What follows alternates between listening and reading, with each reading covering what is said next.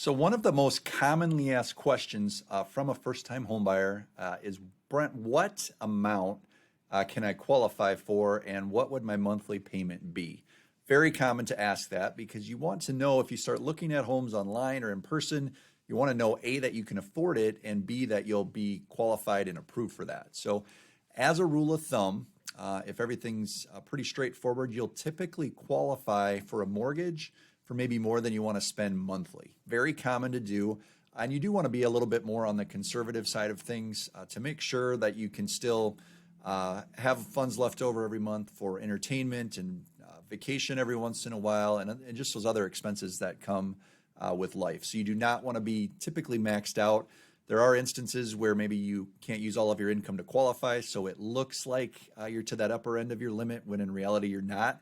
But for the most part, if everything's pretty straightforward, you're typically not going to want to spend as much as you might be pre-qualified or approved for. So keep that in mind.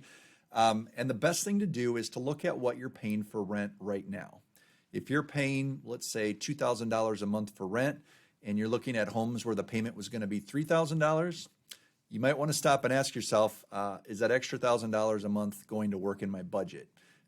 If you're having a tough time saving right now, how are you going to be able to save if your payment's going to be that much higher? So a good place to start is what you're paying right now in rent, and then also what amount are you able to put aside and save right now with your current rent payment. So one kind of an old school piece of advice that I've found to be very helpful for home buyers over the years is if you're planning on buying a home, let's say in 6 months or a year, and you think in your head, I'm not sure what I can spend, give yourself a round number for what you think your mortgage payment might be or what you'd like it to be, and then set that difference aside in a savings account every month when the first of the month rolls around or when you pay your rent payment. So for instance, what I'm saying is if your current rent is $1,500 a month and you think you might be able to go up to $2,000 a month or $2,500, every month when you pay your rent, take that extra $500 or $1,000 that would have been your mortgage payment, put it in a savings account, and then you'll be able to track that and say, yes, I feel comfortable with that and I wasn't stressed throughout my month, or no, that really didn't feel good and I had a hard time setting that aside.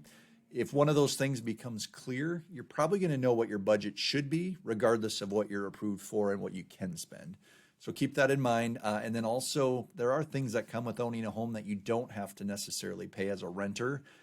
Things like utility bills and upkeep and maintenance and just the little things that can add up over time. Keep that in mind because those become real when you become a homeowner. So the last thing anyone wants to do is get you into a home that you regret and can't afford and end up ultimately selling or being really stressed out as things progress. So best piece of advice, set what you think your budget might be going forward, and then as you're preparing to buy, put that extra aside each month. You'll have money, hopefully, for a down payment.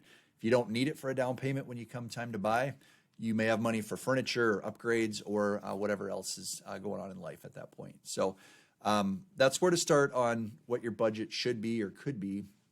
The rule of thumb, though, however, is what's called your debt to income ratio. And all it really means is your budget. That's the financing side of your budget, or the term for that. And a debt to income ratio, all it really is it's adding up your monthly debts that you will have. So your new mortgage payment is included in there. Your other debts that you will have going forward, so rent is excluded, and you're adding those all up, and then you're dividing that into your monthly income. So I'm going to use some real quick round numbers. If your new mortgage payment is going to be $2,000 and you've got some credit card payments out there, a student loan payment, maybe a personal loan, child support if you pay that, all of those monthly debts that show on your credit report or your pay stub, those get looked at, and then your monthly income as well. So let's say you had $2,000 a month on a mortgage payment. You had another $1,000 a month on other bills or obligations that you have to pay each month on your credit report or your pay stub. And then you also have an income that's, let's say, $6,000 a month. Well, that $3,000 in liabilities each month and your $6,000 in income would give you a debt to income ratio of 50%.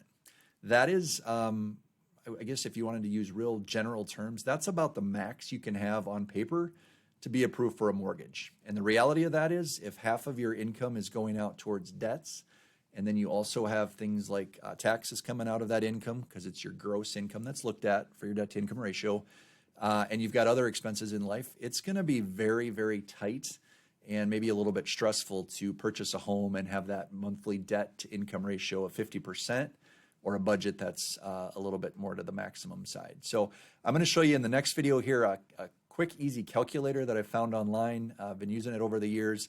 Very basic, but it'll help you to determine your debt to income ratio and maybe where you should be on a mortgage payment. So once you know what your budget is, then we can talk about what that looks like on the amount you'd be approved for and what you might need for cash out of pocket for closing costs and a down payment. So let's determine that debt to income ratio. Check out the next video to determine yours, and then we'll go from there.